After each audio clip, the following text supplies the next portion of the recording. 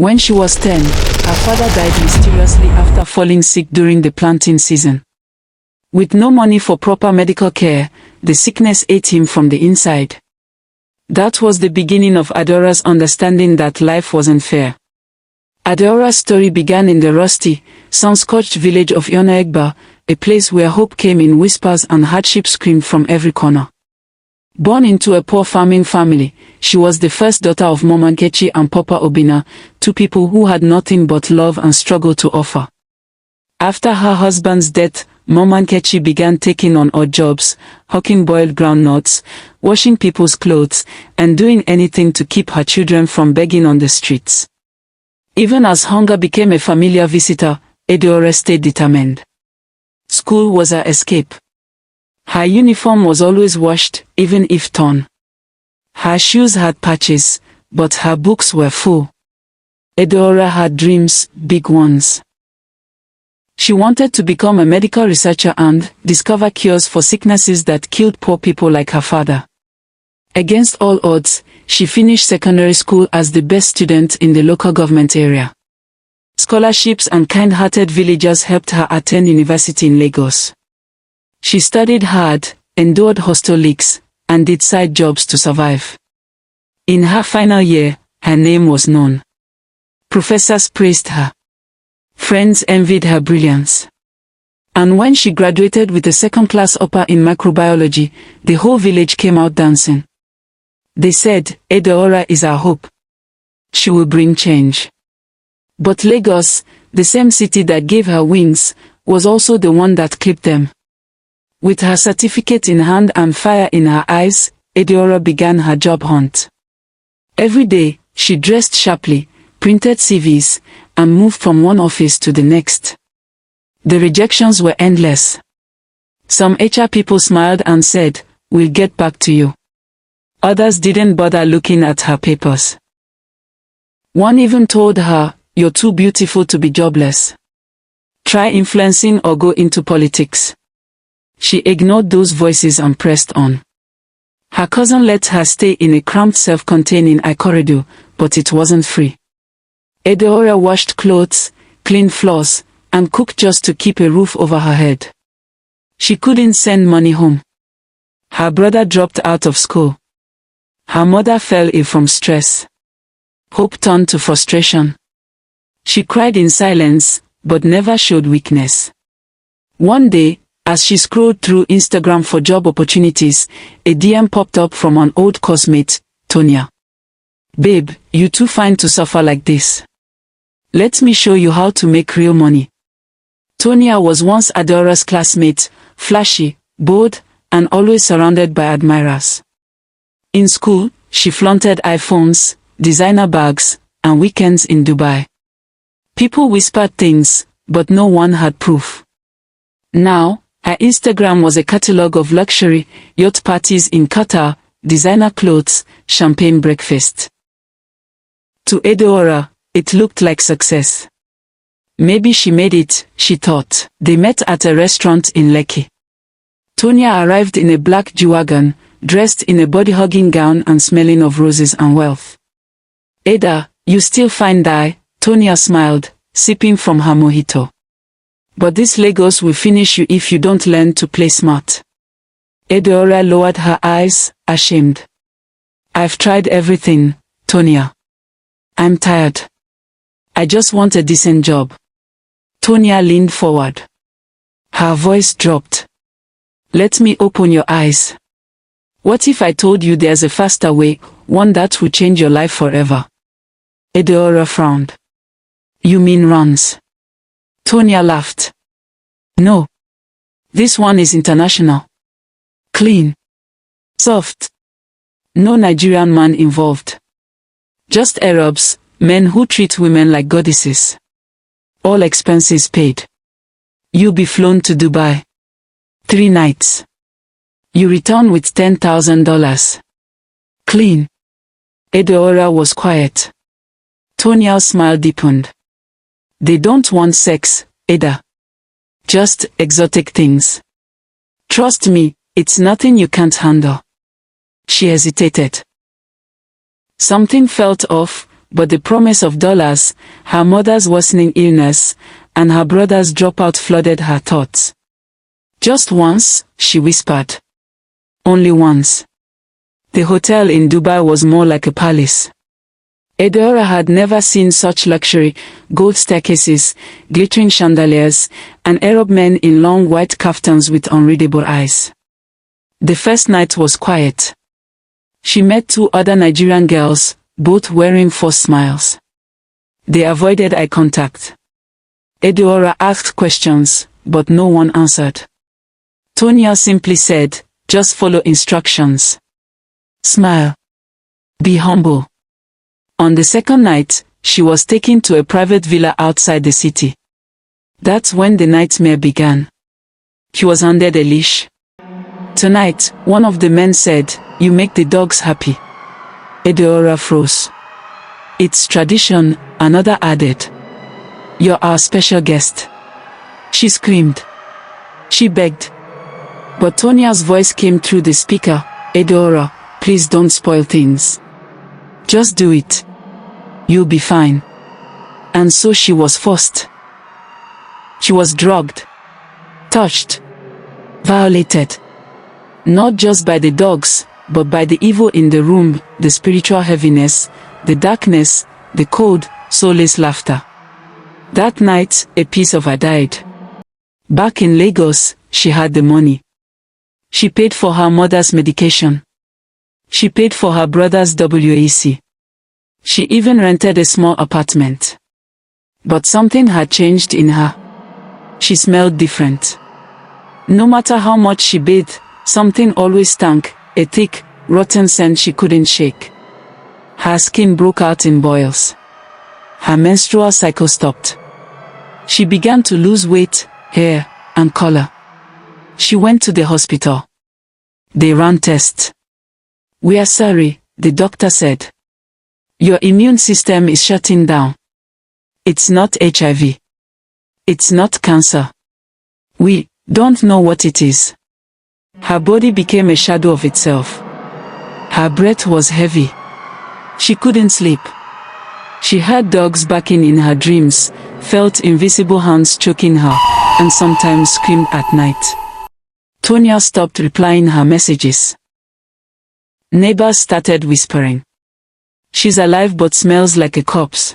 Even her mother, unaware of the full story, kept praying with tears, "God, whatever my daughter has done, please forgive her." Adaora sat alone one evening, holding a Bible she hadn't opened in years. She looked at her reflection, her sunken eyes, peeling lips, and hopeless body. And then, she whispered, "God, if you're still there, please help me." It was a rainy Sunday when Adaora, wrapped in a faded shawl and smelling like rot, walked into Christ the Balm of Gilead Ministries, a small church tucked between 2 shops in Motion. People moved away from her as she entered. Some covered their noses. A mother pulled her child close. But the priest on the altar, Reverend Father Chukwemeka, paused mid-sermon and looked directly at her. His eyes didn't show disgust. They showed something Adaora hadn't seen in a long time: compassion. After service, he approached her. "My daughter," he said gently, "what you carry is not ordinary." She burst into tears and fell at his feet. For 10 minutes, she wept. He didn't rush her. He let her cry, then took her to his office, gave her hot tea, and listened as she finally told the full truth. Everything. The dogs. The villa. The money. The smell. The sickness. Father Chukwemeka sat still. Then, in a low, firm voice, he said, "Those dogs were not animals. They were spirits. Ancient beings used in occultic covenants. They have planted death in you, but their power ends now." He anointed her with oil. He prayed. For 7 days, she slept in the church, vomiting black liquid, screaming at night as unseen forces wrestled her. The priest and the prayer warriors fasted and interceded. On the 8th day, she woke up in silence, the first peaceful sleep in over a year. The smell was gone. but her body was still weak. Her heart, still broken. Adaora remained in the church compound. She served, cleaned, prayed, joined early morning prayers. Slowly, her skin began to heal. Her weight returned. Her laughter, real, not forced, came back. She began exercising daily, studying scriptures, reading books about purpose and pain. People in the church called her Sister Ada. The priest often reminded her, "You are not your past. God is using you." A year passed. She stopped checking Instagram, stopped chasing validation. Her story began to inspire others, young girls who were on the same path. And then, one day, during a Sunday youth fellowship, she saw him. He was tall, clean-shaven, modestly dressed. His name was Chijioke, a guest speaker. A young man who had returned from the UK to start a foundation for survivors of abuse and exploitation. He noticed her the moment he stepped in. Not because of her beauty, but because of her aura. Her scars had turned into something divine. After the meeting, he walked up to her. "You carry something rare," he said. "I don't know what it is, but it's beautiful." Adaora smiled, unsure how to respond. They began talking. First about God. Then about life. Then about their pains. For the first time, she told a man her story without fear, and he didn't flinch. He said, "I don't care about your past. I see your spirit. And I love it." Months passed. Chijioke didn't rush her. He respected her pace. He walked with her through her triggers, stood beside her during her health checkups, and prayed with her every night. One evening, during a church video, while the choir sang, "I am a new creation," he knelt at the altar and brought out a simple ring. "Adaora, you were once broken, but now you're whole. You are grace. Will you marry me?" She wept. Not tears of shame, but of healing. She said yes. The wedding wasn't grand. No flamboyance. Just worship, dancing, and a room full of people who had seen her transformation. Tonya, who had heard about her healing, came. She looked pale, thinner, older, with fear in her eyes. After the ceremony, she pulled Adaora aside. "How did you escape?" she asked. Adaora looked at her and replied, "I didn't escape. I was rescued." 2 years later, Adaora sat on her balcony in Gogoda, watching the sunrise with her hands resting on her growing belly. She was 7 months pregnant, her face glowing, peaceful, radiant. Her life had transformed completely. She now co-ran the Daughters Arise Foundation with her husband, Chijioke, an NGO that rescued, rehabilitated, and empowered girls trapped in sex trafficking and occult exploitation. She had spoken at universities, churches, even women's conferences. Her story had gone viral online, not for sympathy, but as a testament of what God can do with a shattered soul. Her mother, Mama Nkechi, was now living with her, healthy and proud. Her brother, Ebuka, had returned to school and was preparing to study medicine. One morning, as Adaora prepared for an outreach in Ajij, she got a call. The voice on the line was broken, trembling. "Please. Sister Adaora, it's me, it's Tonya. I think I'm dying." Tonya was in a small private hospital in Ikoyi. Her body was deteriorating. The same mysterious illness. Same foul smell. Same black discharge. Same hallucinations of barking dogs. When Adaora walked in, Tonya burst into tears. "You tried to warn me, and I laughed at you." Adaora held her hand. "But you're here now. That means it's not too late." She brought a priest. They prayed, fasted, and fought for her soul, just like Father Chukwemeka had done for her. It took weeks, but Tonya slowly recovered. The same God who had rescued Adaora now rescued her friend, the one who had introduced her to the darkness. Years later, Adaora stood on stage in Abuja, holding her baby daughter and addressing thousands of young girls.